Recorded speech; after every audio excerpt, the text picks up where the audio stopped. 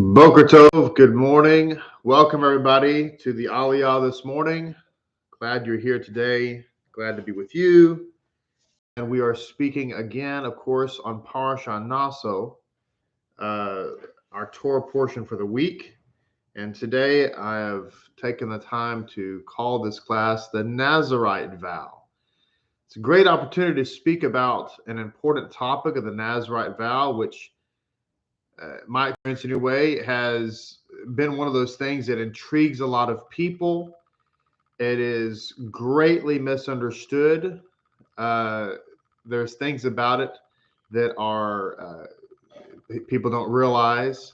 I've had people over the years suggest that they're a Nazarite.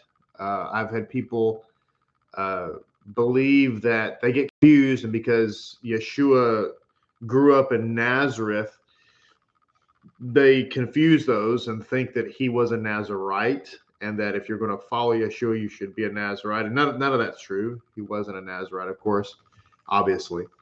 And so there's a lot of misunderstanding, but it is also a greater misunderstanding because there is a huge difference between what biblical Judaism, I say Judaism sometimes, but Judaism and Bible are really synonymous. But what biblical Judaism teaches about spirituality, as opposed to what the Roman faith teaches about spirituality. And essentially, it comes down to this. In Rome, spirituality is about self-deprivation, self-degradation, and self-mortification. And you could also say it's about being eccentric and so forth. In the Roman faith, it's about being ascetic, such as being a monk. So in Rome, the height of spirituality is when you're celibate for your entire life, right? You don't get married, so therefore you don't indulge in that, carnal, sexual desire. Let's just say it like it is. You don't drink alcohol. You basically eat bread and water. You dress in a burlap sack, and you live in a cold castle-like monastery, seated at a wooden table, staring at a wall, hardly saying 2 words a day, and you just spend all day praying and or reading some type of spiritual literature, and you avoid everything. You avoid the supermarket, you avoid the mall, you avoid family, you avoid the white picket fence and a dog, you avoid football games and soccer games and work and everything else. You basically live in a cave. And to the Rome, that's a super holy person. Now, in other extremes, or excuse me, that's an extreme. But in other cases, people would say, well, no, but you do have to fast all the time, and you have to really, deprive yourself of the luxuries of life, and all this kind of stuff. And none of that is true from a biblical point of view. To the contrary, Judaism rejects all of that. And the opposite of that is that we are supposed to be involved in life with boundaries, with distinctions. Yes, you can eat meat. You just can't eat whatever you want in terms of meat. You have to eat certain types of meat, and meat that has been prepared a certain way or slaughtered a certain way. You can't just go out to the marketplace and buy whatever you want, but you can't eat meat. Yes, you can have sweets, right? You can have other things as long as they're kosher. Yes, you can drink alcohol. You can't get drunk, but you can drink, you see. So, yes, you can have sexual relationships with the opposite sex. Now, it has to be in the confines of a marriage relationship. That's the appropriate biblical, method, of course. right? Naturally. But you don't have to abstain. You can do that, right? So there's all these things. This is the epitome of being in the world, but not of the world. Do Jews fast? Yes. Do we fast incessantly for days on end? No. Is it spiritual to fast? Some people say I did a 21-day fast, and that was made me really, really spiritual. Does Judaism view that as really, really spiritual? No. Better to make distinctions in what you eat in terms of eating a kosher diet than to be somebody who fasts all the time. See, because actually that's more spiritual. To be able to look at a smorgasbord of food and be able to make distinctions as to what you can eat and cannot eat based on the word of God is far more spiritual than just avoiding food altogether, you see. In the same way that it's far more healthy to be somebody who eats a measured diet and exercises as opposed to somebody who is bulimic or anorexic, right? So you can say, well, I don't want to measure my diet. I don't want to have a healthy diet, and nor do I want to exercise. I just want to engage in bulimia or anorexia, and that's how I'll control my weight. All of us would agree that that is not only unhealthy, it's also psychological. Whereas somebody who actually makes those appropriate distinctions is far more healthy, both mentally and physically. And so Judaism suggests that that's the way to live a holy life. The way to live a holy life is to live in those distinctive moments, right? We don't have to dress in burlap. We can have nice clothes. We can have a nice attire. We can make distinctions. We can decide what's modest and what's not, what's appropriate, what's not. Okay.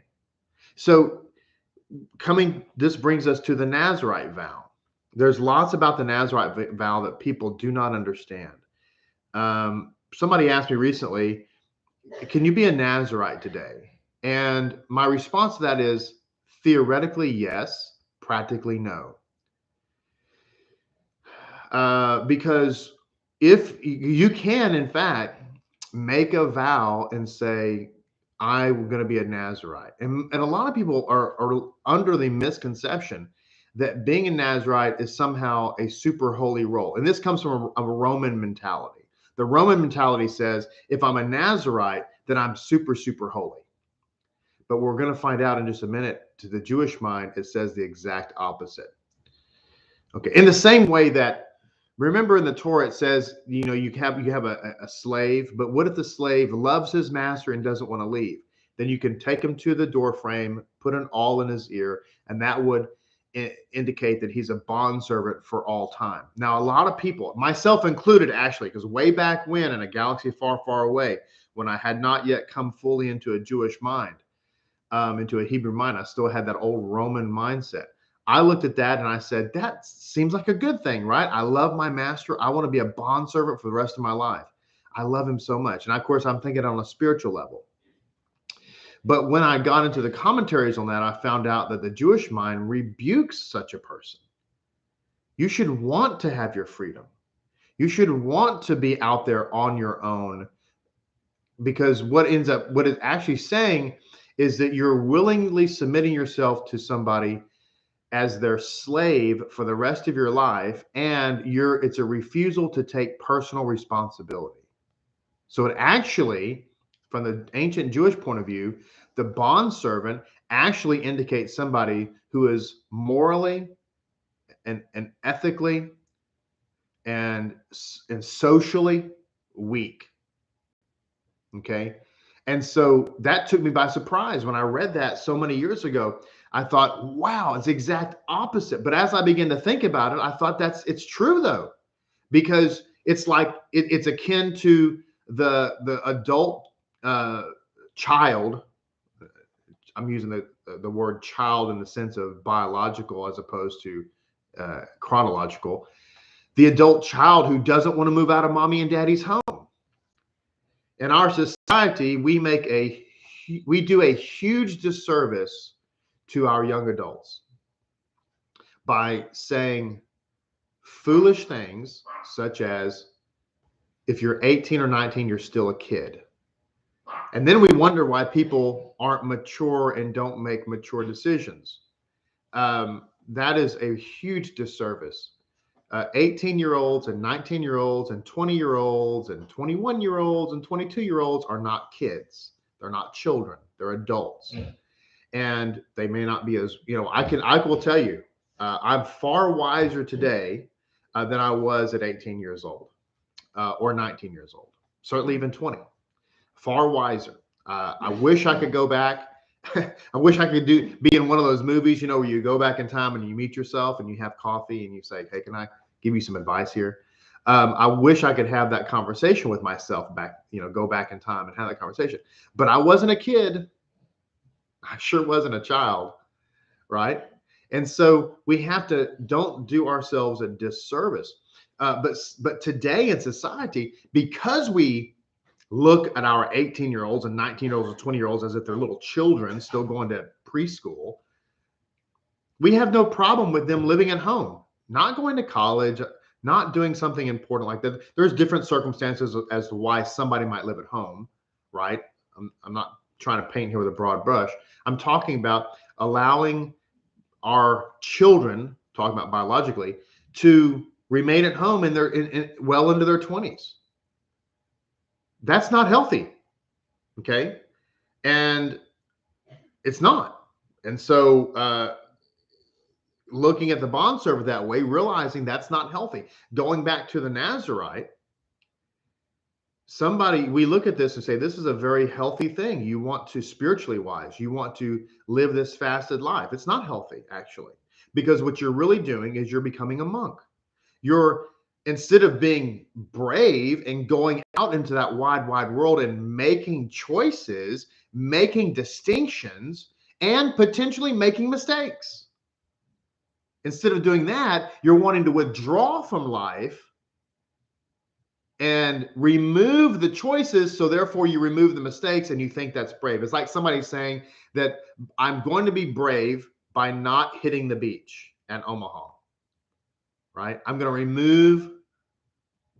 remove the obstacle, therefore I'm brave. No, the brave one is who hits the beach, okay? You have to hit the beach of life and employ Torah. Someone who is a Nazarite is actually not employing Torah. Now, going back to the question of can you be a Nazarite today? The answer is pretty much no. You can, and meaning, I feel like I'm like contradicting myself. I'm not, but listen to me. You can be a Nazarite. You can say I'm a Nazarite, which means you're going to have to shave all of your hair. We'll read it in just a second. You have to go through all of the rites. You have to avoid all the things that a Nazarite has to avoid. Now, normally in antiquity, a Nazarite was a Nazarite for a specific length of time. And pretty much the length of time was up to the person making the vow. And usually it was for a specific reason. It wasn't just, I am a Nazarite, as opposed to Samson. That's an exception to the rule, but Samson didn't make that call. God made that call for Samson. But he's an anomaly. You can't use, by the way, it's dangerous to use exceptions to the rule as the rule. People try to do that all the time, right? Like as an example, they'll say, well, we can eat meat and dairy together. Really? Why? Well, because Abraham, when he sat down and had dinner with the angels and God, they had meat and dairy together. Well, first of all, they didn't, but let's presume for a moment that they did.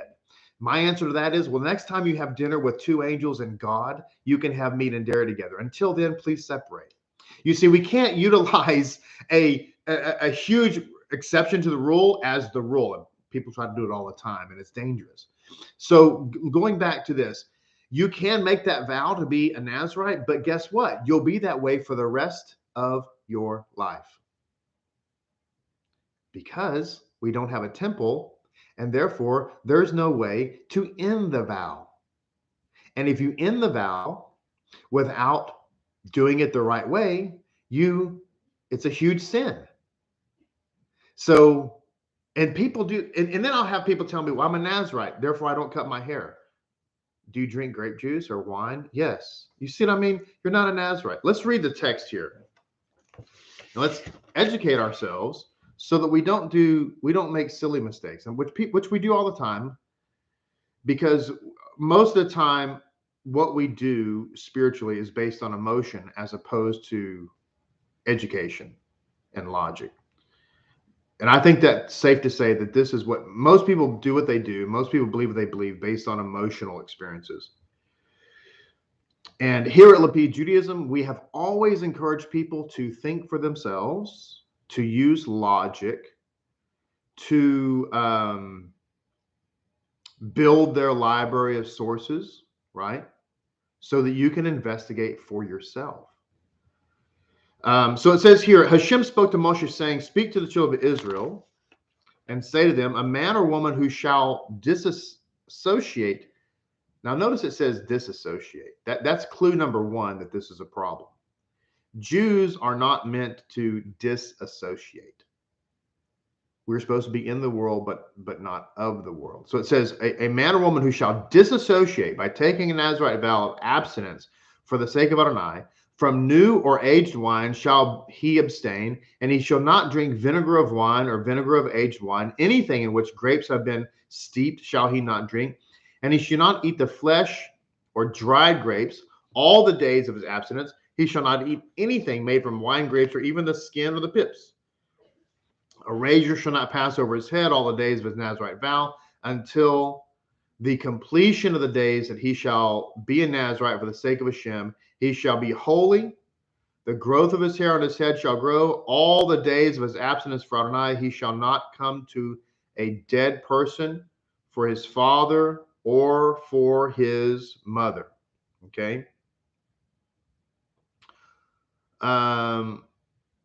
So it says here, for his father or for his mother, for his brother or his sister, he shall not contaminate himself to them upon their death. For the crown of God is upon his head. All the days of his abstinence, he is holy to Adonai. So can't go to a funeral. Okay.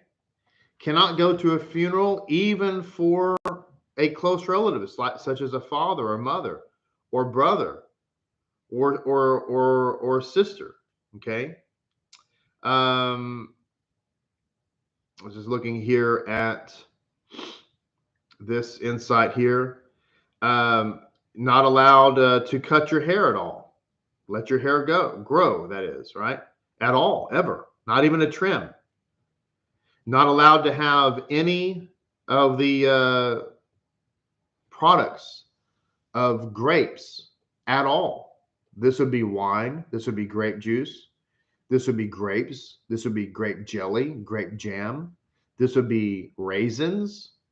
Anything that had anything to do with grapes in it at all, or grape skin or grape seed, like grape seed oil.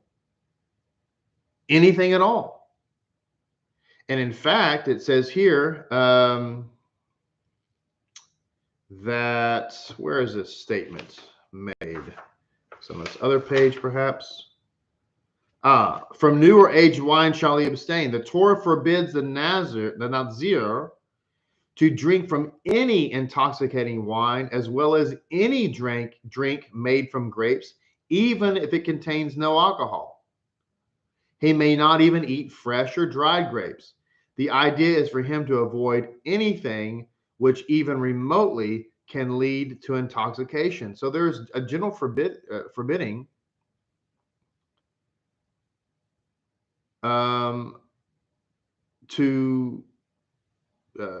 to anything, right? Anything that was intoxicating or had to do with grapes. Most people, when I talk to them about being a Nazarite, they have no idea of that prohibition. They're not aware of it. So, David, your question is about why did Samson allow to eat honey from the dead lion? I do not know. I think the prohibition against death applies only to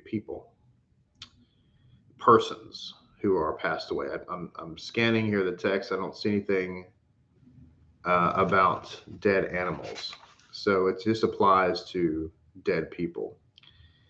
Goes on to talk about the ritual of how do you come out of the Nazarite vow. Now it goes on to say, anything in which grapes have been steeped. This includes water in which grapes have been briefly soaked, so that only a mere hint of the taste of the grapes is present in the water. Basically, from a kashrut standpoint, it would be quite challenging to be a Nazir. You would have to be on your guard all the time against anything to do with grapes, which is fairly challenging. But there's another nuance here, because grapes, grape juice, grape wine, raisins, intoxicating drink are all kosher. So what's happening here is the Nazir is forbidding to himself something that God said is permitted. Now, a lot of people will look at that and say, well, that's somebody who's taking things to the next level. But Judaism doesn't view it that way. Judaism states that us forbidding to ourselves that which is permitted is a form of arrogance. I know it's probably going to strike you strangely for me to say that, because in the Western mind, we see that as, again, taking it to the next level. Judaism does not, what's the word I'm looking for? It does not exalt stringency. A lot of religious people love stringencies. It's because it becomes like a competition. Oh, you eat kosher? Well, I eat kosher in lehamadrin. I eat kosher super strict. And really, it's just an arrogance. To take us above and beyond what is required is actually not viewed as something righteous, but somebody who's just really kind of looking for attention, right? So you have to be careful about stringencies. You have to work with balance, because you got to ask yourself, why am I being stringent? Am I being stringent for the sake of being stringent? Am I being stringent because I want people to look at me and say, wow, you're a super Jew? Is that what we want? And ask yourself that and be honest with yourself, because a lot of people feel that way. A lot of people will say, well, I'm just being stringent because, I want to be the highest level. And you have to be careful about that. It's part of what Yeshua was talking about when he says, you strain the gnats out of your water, which isn't a bad thing. He said, he never said stop doing that. He just said, but you forget like the most important things about being, nice, sweet, compassionate, like having justice in your life. How about that? So it says here, from this, the Talmud concludes that the taste of food is identified with food itself. Taste is like the substance. The Talmud derives another principle from this verse, that for a Nazir, a half measure of permitted food, when added to a half measure of forbidden food, results in a whole measure of forbidden food. These two conclusions teach us two related moral principles. From the first, we learn that the taste of a sin, by just associating oneself with it in thought, is already considered a contact with the sin itself. Remember how Yeshua said, if you look at a woman lustfully, well, there's nothing new in the New Testament. It's actually this is already discussed in Jewish thought, that when we have a thought to sin, it's as if we're involved in the sin. From the second conclusion, we can learn that if someone becomes involved in an honest commercial transaction, but then mixes funds dishonestly acquired with the funds legally earned, the entire enterprise becomes illegal, and that demonstrates to what extent one must be careful in his obligations to others. Now, it goes on to talk about the stringency with which we avoid, or Nazir rather, avoids grapes and so on. It goes on to say here, oh, by the way, I just want to mention, in Chinuch mitzvah, the Chinuch is a work of Jewish law, okay? In Chinuch mitzvah 374, this is where it says a Nazir, if somebody wanted to be a Nazarite today, you would have to be one for the rest of your life. Never get a haircut, not even a trim. And all the other prohibitions, right, go along with that. Now, again, some people look at this and say, Well, that's great. That means I'm really, really holy. So it goes on to say, the Nazir is like one of an elite group that strives to come nearer to Adonai through renunciation of ordinary life, but that risks withdrawing permanently from the struggle, which is man's ultimate means of consecration. Okay, this is a very important concept. Our struggle with the holy and the unholy, with the forbidden and the permitted, that struggle, ladies and gentlemen, that we engage in every day, what do we choose to listen to or not listen to? Choose to see or not see? Choose to eat or not eat? Choose to wear or not wear? Choose to go or not go? All of those struggles and those decisions, that is what makes us holy. Abstaining in general from life is not what makes us holy. It'd be like somebody who said, I'm a champion boxer. I really know how to box. I am so good at it. Oh, really? How many fights have you had? 0. Oh, well, how do you know that you're such a great boxer? Well, when I'm in the gym, I have the strongest punch. I'm really fast on the the bag. And when I punch the punching bag, boy, it really makes a big pop. And when I'm in the ring sparring with the guy who's got his little mats on his hands, he can barely keep up with me. So I'm a really good boxer. Okay, but you've never actually gotten in the ring and fought anybody, right?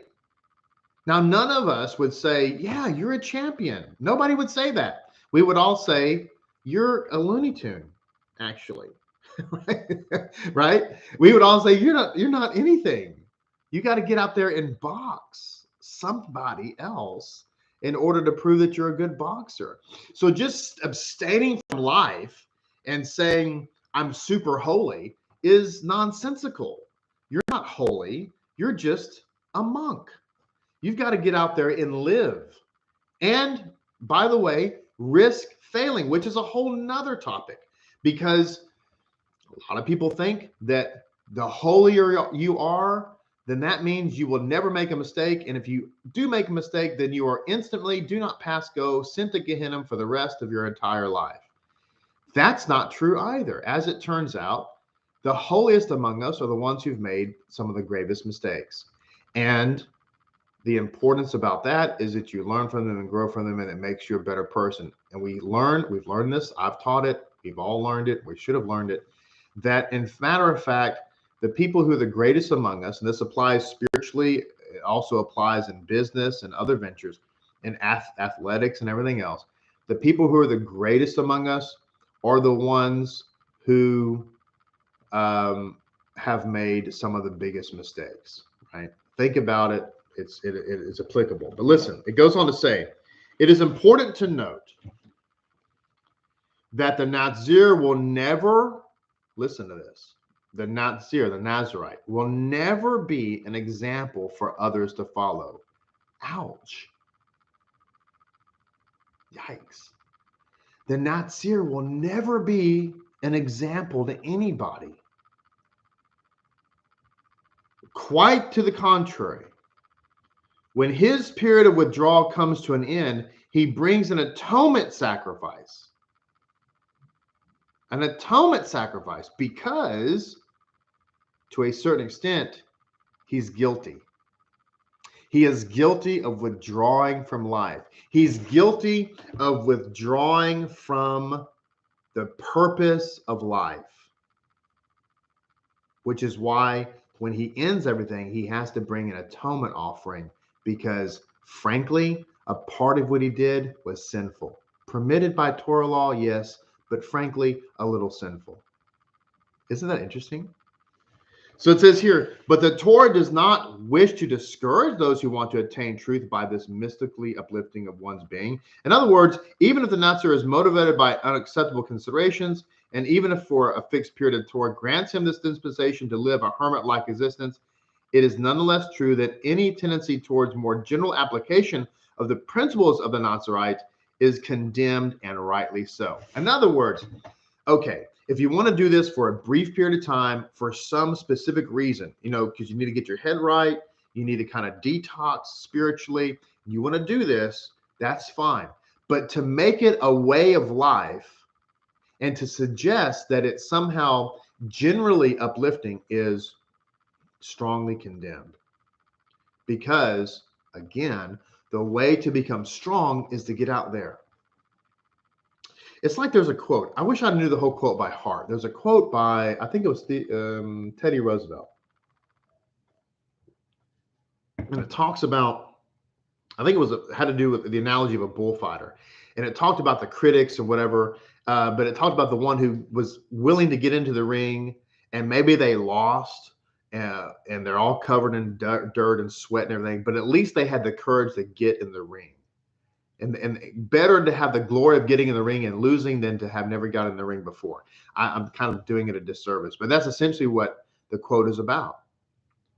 A lot of people think that they're victorious because they never got into the ring, whereas the one who was in the ring and lost somehow is the loser.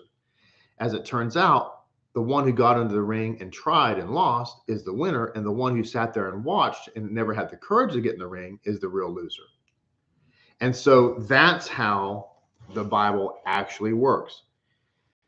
So to wrap this up, here is a quote about the Essenes. Yeshua was not an Essene, okay?